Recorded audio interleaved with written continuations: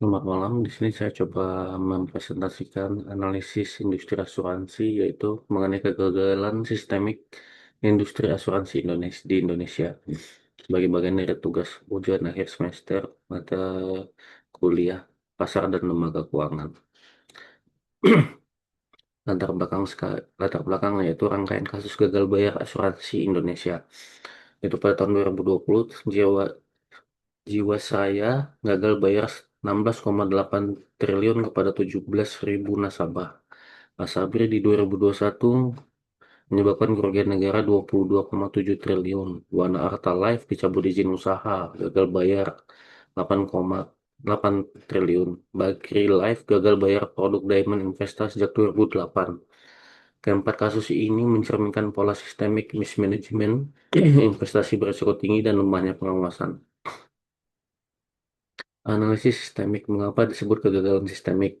Pola berulang mismanajemen investasi, lemahnya pengawasan OJK, moral hazard di level eksekutif, dan dampak berantai pada kepercayaan industri asuransi nasional menjadi bukti kegagalan yang bersifat struktural, bukan sekedar kegagalan individual.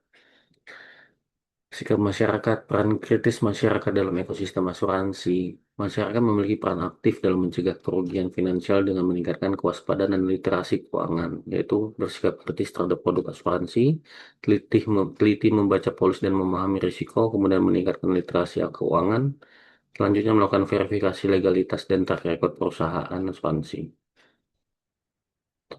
Dari sudut perusahaan, sikap perusahaan seharusnya berkewajiban tanggung jawab perusahaan asuransi dalam menjaga kepercayaan nasabah.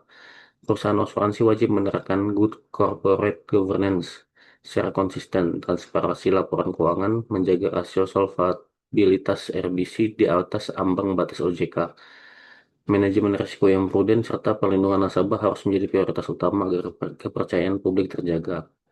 Hal ini bisa dilakukan dengan melakukan tata kelola dan solvabilitas, menerapkan gizi yang ketat, transparansi laporan keuangan berkala, menjaga rasio risk based capital di atas 120% sesuai arah ketentuan OJK untuk menjamin kesehatan keuangan perusahaan. Kemudian, untuk manajemen risiko dan nasabah, melakukan penerapan manajemen risiko yang prudent, audit internal yang independen, serta menempatkan perlindungan dan kepentingan nasabah sebagai prioritas dalam setiap kebijakan bisnis perusahaan asuransi.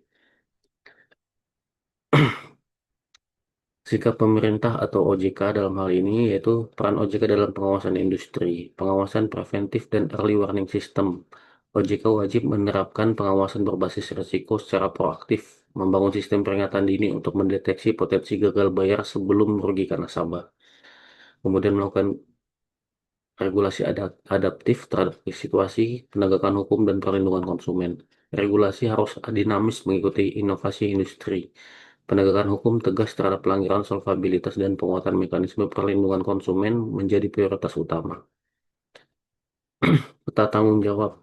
Tiga pihak dalam ekosistem asuransi dalam hal ini ialah masyarakat yang harusnya meningkatkan pemahaman literasi keuangan, memahami polis dan risiko, kritis terhadap produk, kemudian perusahaan yang harus menjaga tata kelola, transparansi keuangan, solvabilitas, dan perlindungan nasabah. Selanjutnya OJK yang harus melakukan pengawasan preventif, early warning, dan regulasi adaptif, serta penegakan hukum yang taat.